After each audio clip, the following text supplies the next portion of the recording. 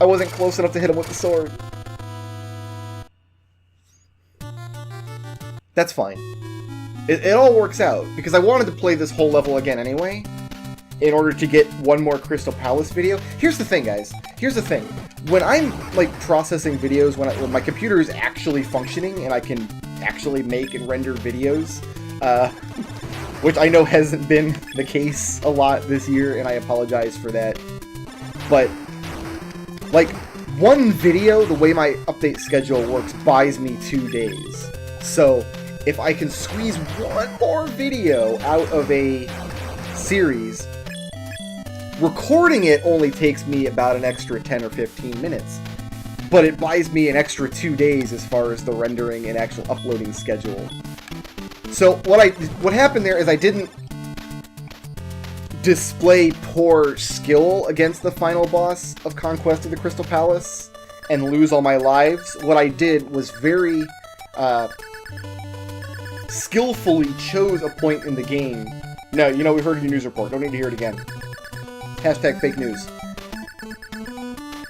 I chose a point in the game where I could make it look like I lost all my lives on accident, but it was really on purpose for the express purpose of buying myself 2 more days in my update schedule. Nobody's buying any of this. Nobody believes this. To your credit, it's to your credit that you guys are not buying into my BS right now. What it really is if you're not standing close enough for you to hit him with the sword, you just don't win that fight. That's all it is. But it's okay, because this is just the most obnoxious level to play in the game, the most deliberate, lots of waiting in this level, so it's all good. One day I kind of want to just count and see how many sword slashes you actually get for each of these power-ups. Because it's not a timer the way that the other... Like, you don't get an alarm sounding off, like when your boots are about to run out or your other power-ups are about to run out. It just stops working at a certain point.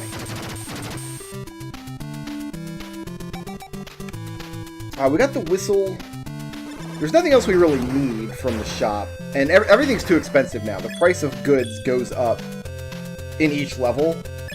So we've reached a point where stuff's just kind of too expensive to buy anymore. I did have one test play this week. One just charmed test play where I beat the whole game on 1 life, got all the way through the end, and beat the game with the mirror intact. You don't get anything. There's not like a special ending. The game only has one ending. You can only beat it one way, but it just felt good. Beating the last boss and having all my equipment down there was just good. Okay, so we've done birds and skulls. And then it's bugs. Then it's lava balls. Then it's bats. Then it's the sub-boss. Then it's the kind of RNG-ish spikety section.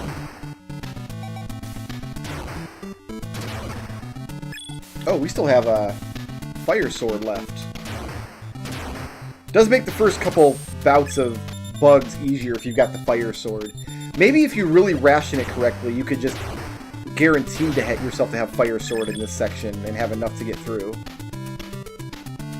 But I was able to drop 1 moon mirror on the floor with the bat, or the birds, where the birds swarm around you while you're waiting on these stairs, and 1 on these bugs here, so it was real nice.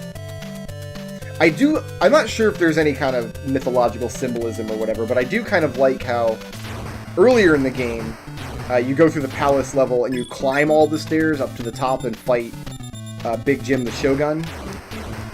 And then the last level of the game, you kind of go through the same kind of palace, but with more muted, hellish colors, and you're going down, down, down the stairs. I don't know if that was the intent. Getting knocked back there is not good. I take way too much damage.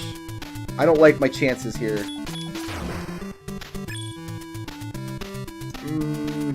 Yeah, I'm not 100% happy with what's happening here. Let's just be super careful and not get hit by bats. When a bat spawns, let's actually stop. We have 9,000, so we can fill up the health now. Ooh! Oh, okay, that's the problem. I thought he spawned at ground level. He doesn't. He spawns just above ground level. You gotta do a little short hop. These are more Mega Man bullets than I knew, then. You gotta do a little Mega Man short hop there. You do have quite a lot of control over Farron's jumps, which is nice. What? Why? Why? Fine, jerk. Like a half jump here. Nope, that was a full jump. I don't like my odds here.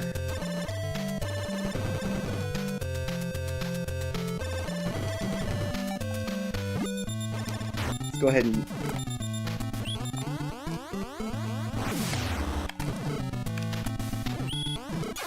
The problem is...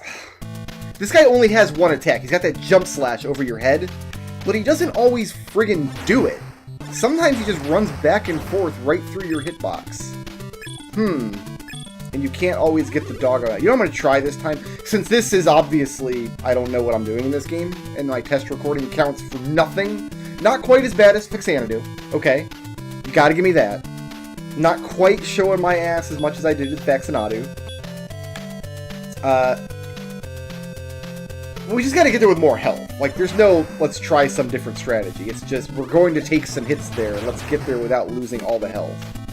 Which means, let's be super patient through this level. Like that. Yeah, see? Be super patient, take your position on the stairs. Okay. Make sure nobody's chasing you.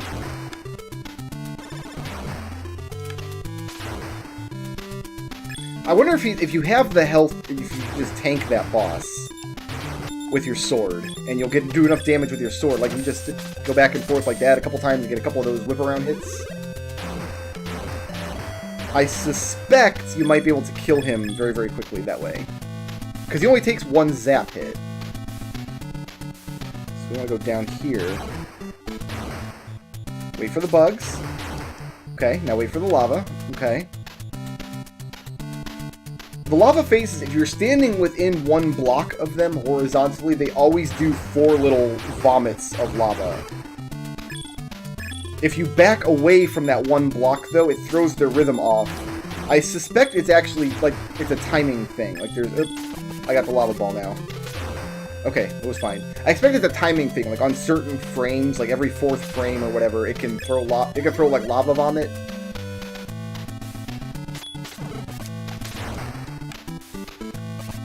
And you can throw off the timing by moving in and out of its, like, threat range. Nice. We have a lot more health now. I'm liking my chances a lot better now. So we got one from the back. Okay. Little short Mega Man hop one. Okay. Next one's from the back again. We're gonna wait here. The next one's gonna go over my head. Then we're gonna go up here. Next one from the right. Let's wait for the lava again. Beautiful. You know what? Let's get Zap out. Why not? Oh, you know what? That's why. Because Zap throws off this guy's AI. That's why I don't... I knew there was a reason I didn't fight Evil Dog with Zap.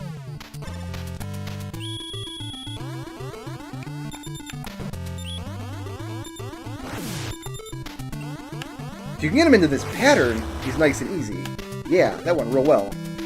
But only if you can get him into that pattern. Okay, we need to buy... We might have enough to buy potion, actually. But then if we die to the spike ceiling, we lose the potion. You know what? We're gonna do it anyway. Ooh, wait a minute. Actually, how much is this? You know what? Let me get a couple of these.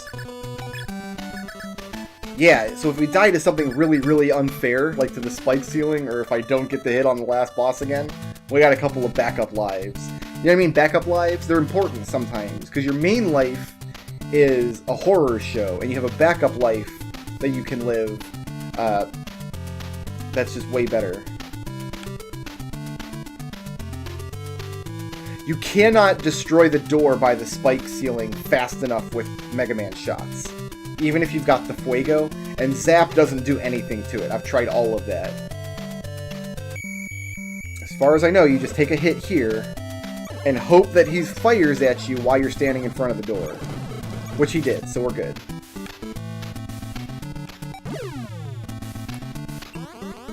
Okay. This time, we're going to get on the platform. We're going to stand here. That will be... That's the thing, I didn't hang my shoe off the edge of the platform. That's why I wasn't close enough. If you hang your shoe off the edge of the platform, you can just barely close enough to hit him in the face. There we go. Come on, Zap. Get up here. We're gonna need... It's not over yet, buddy. What are you doing? Where are you going? There we go. So now I want to stand at mid-range here. And this guy is going to open his big old gate, and we're going to throw a dog into it every time he does.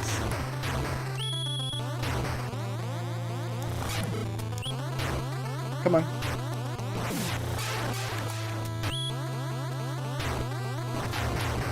You kind of want to collect Zap quickly, because if he's not zipping around you like that, or I guess zapping around you, technically, he won't fire properly.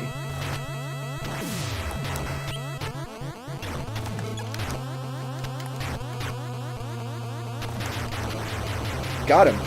Oh, with the magic pixel, I mean, if you're gonna cut it close. So you can see the ceiling actually deteriorates during that fight. The more of those green blocks that drop, the less ceiling there is. And eventually they drop so fast that dodging them is almost impossible. So I'm just like, go into the fight with Zap, throw Zap as much as I can, tank the hits, you'll be alright. Obviously the speedrun has a much more impressive strat, which is actually pretty easy to do. If you stand right next to the giant demon face and face away from him, so you're facing left, whenever he comes up, you can jump and all of his shots will go under you. It's very kind of similar to dodging Dracula's shots at the end of Castlevania, where you don't want to be... The further away from the shots you are, from their origin, the harder they are to dodge, because they all start at the same point and then spread out. So what you do is you stand with your back facing the boss's big, ugly, stupid head. When he comes out of the ground, you jump the shots, and then sword in midair, and then whip around, and you'll hit him with that whip around sword every time. The problem is, the green ceiling tiles will drop, and if they drop on your head, not only do you lose your chance, because the hit stun knocks you back to the ground, but it also throws off your timing. So you're going to be on the ground when you want to be in the air and probably take shots, and it eats up your sword. I've killed the boss like that a couple of times successfully, but I don't know, throwing Zap is more fun. Why would you want to play the game and not throw Zap? I ask you. So, Conquest of the Crystal Palace is a game from my childhood. It has some of the best NES box art ever. If you haven't seen the box art, go back and watch. That means you've been skipping my outros, because I've been putting the box art in the outros of the video. You know what? Shame on you. Don't skip this one. Make sure you watch this one. Shoutouts to Sarutka for sponsoring this video, and to everybody who helped make my channel possible by supporting me on Patreon.